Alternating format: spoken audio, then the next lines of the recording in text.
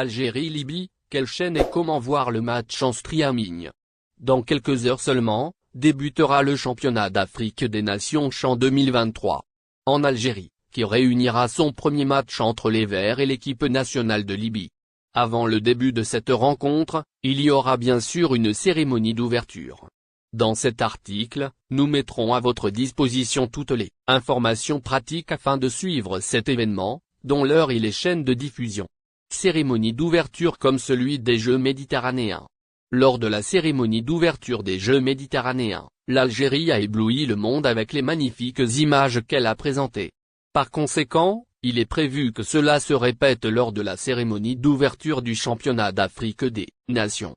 En effet, cet événement sera animé par plusieurs personnalités artistiques de premier plan, dont le jeune Algérien Abderraouf Deradji, dit Soul King, ainsi que l'artiste franco-congolais Dadju. CHAN 2023, cérémonie d'ouverture, Algérie-Libye, quand et où les suivre? La cérémonie d'ouverture de ce tournoi débutera le vendredi 13 janvier à 18h30, va être suivie du premier match, entre l'Algérie et la Libye, qui débutera à 20h. Ces événements seront diffusés sur les chaînes suivantes. Ben Sport Max 6 en français. Antv Programme National. Ben 4 HD en art. CHAN 2022 en Algérie. L'Algérie ne pliera pas, une dernière tentative de la CAF au Maroc. À la veille du coup d'envoi du CHAN 2022 en Algérie, le Maroc, double tenant du titre, a annoncé ce jeudi son forfait pour la compétition. En effet, les Lions de l'Atlas ont mis à exécution leur menace de boycotter le tournoi puisque le pays hôte n'a pas accédé à leur requête d'autoriser un vol direct Rabat-Constantine, l'Algérie ayant fermé l'espace aérien entre les deux pays en septembre 2021 sur fond de tensions diplomatiques. Présent à Alger ce jeudi, le président de la Confédération africaine de football, CAF, Patrice Motsepe, a rencontré le président de la République algérien, Abdelmadjid Tebboune, et il a sans doute tenté d'aborder le sujet, mais le chef d'État est resté inflexible. J'ai essayé depuis des semaines de régler le problème mais les lois souveraines de chaque pays sont au-dessus. La politique ne devrait pas se mêler de sport mais nous devons respecter les lois de chaque pays, a résumé le Sud-Africain en conférence de presse. Vendredi, le dirigeant se trouvera toutefois au Maroc pour assister au tirage au sort de la Coupe du Monde des clubs, qui se tiendra au Royaume chérifien en février. Et le patron du football africain a sous-entendu qu'il en profitera pour tenter tout de même une dernière fois de convaincre les Marocains de revenir sur leur position et de se rendre en Algérie en passant par un pays tiers. Un ultime rebondissement est-il encore possible? Pour l'attrait de ce CHAN, il faut le souhaiter, mais l'espoir est main France. Un Algérien lourdement condamné pour agression sexuelle dans un bus. Un Algérien a été lourdement condamné en France pour le fait d'avoir agressé sexuellement une étudiante de 19 ans dans un bus, le 28 novembre dernier à Paris, a appris le média français CNews de sources policières et judiciaires. En effet, une peine de 4 mois de prison ferme et une interdiction du territoire français, pour 10 ans ont été prononcées à l'encontre du ressortissant algérien en situation irrégulière, pour des faits d'agression sexuelle commis le 28 novembre dernier, dans un bus de la ligne 80, à Paris. Contactée par CNews, la victime, une étudiante âgée de 19 ans, a expliqué qu'elle rentrait de la faculté avec une amie, lorsque deux hommes assis derrière elles ont tenté de les aborder. L'un d'eux a passé sa main pour la toucher. Je me suis d'abord dit qu'il n'avait pas fait exprès, a-t-elle indiqué. Mais l'homme a réitéré, si bien que la jeune femme s'est énervée et lui a demandé d'arrêter. La jeune femme décide de ne pas laisser passer l'acte. Cela pouvait aller plus loin, je ne savais pas ce qu'il pouvait faire après, a-t-elle précisé.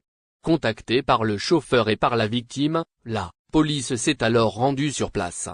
L'agresseur a tenté de se précipiter contre la porte pour s'enfuir, mais a finalement pu être interpellé et emmené au commissariat. Dans le même temps, sa victime a porté plainte.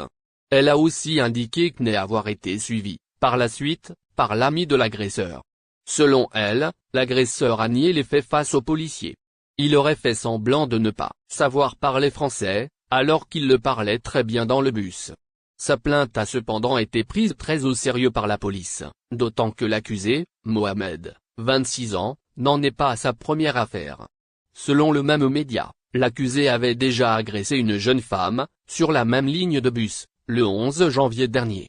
Là encore, il avait passé sa main entre les fauteuils à plusieurs reprises, pour tripoter sa victime, de nationalité italienne et âgée de 23 ans. Celle-ci s'était alors saisie de son téléphone pour tenter de le filmer.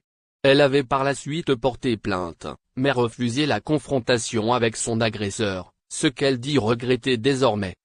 Importation de voitures d'occasion en Algérie, les conditions et règles à suivre fixées. Pour une activité d'importation de voitures d'occasion sans faille, l'Algérie a mis en place une série de conditions et normes auxquelles tout désireux de se procurer un véhicule de moins de 3 ans doit se soumettre.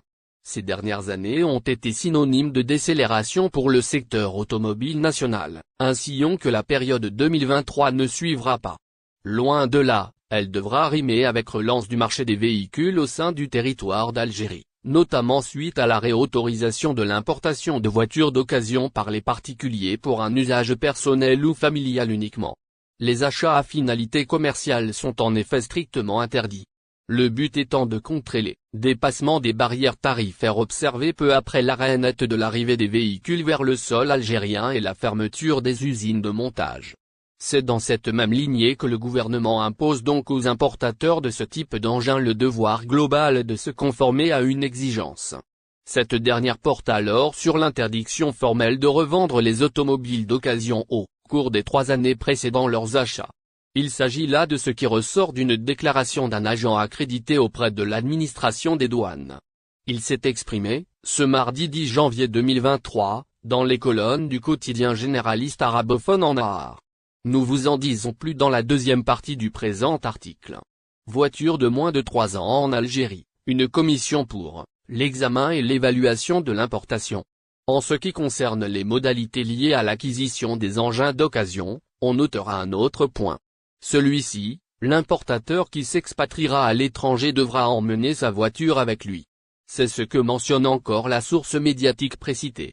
Le même responsable a par ailleurs fait état d'une prochaine installation d'un comité dans le cadre de l'importation de voitures de moins de 3 ans.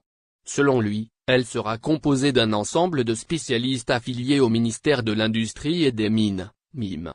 Ensemble, ils veilleront à examiner les marchandises dès leur arrivée sur le territoire national. N'oubliez pas, abonnez-vous à notre chaîne Olive News et activez les notifications pour recevoir nos publications en temps réel.